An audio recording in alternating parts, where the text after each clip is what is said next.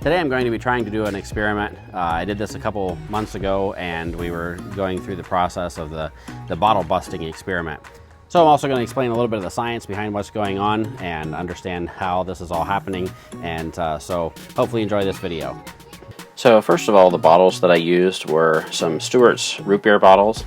You could use any glass bottle for this particular test. So in this test I was using a rubber mallet. Some people that have done this on YouTube and they've been able to use their hand. I tried this a couple times and was unable to get the Stewart's bottles to break just by using my hand. I think they're a little bit thicker.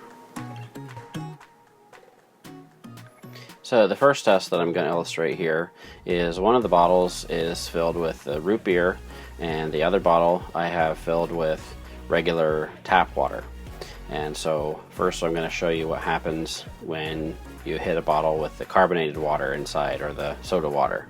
Okay, so then here's the example of this one.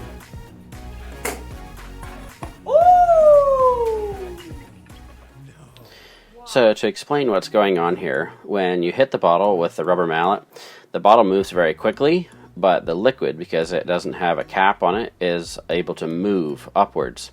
And what it does is it creates a vacuum in the bottom of the bottle. And you can see here that all of those bubbles, as they hit back down against the bottom of the bottle, release all of that carbon dioxide very quickly.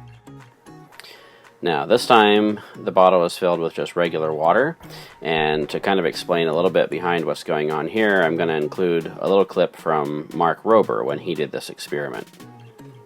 You hit the bottle, it moves down really fast, but the liquid hasn't started moving yet. That creates an empty gap down here that's basically a vacuum, or really low pressure.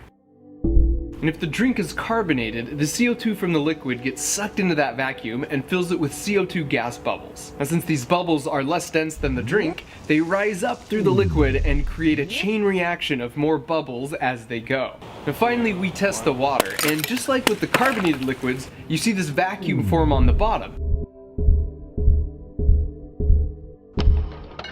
Except this time, the bottle breaks.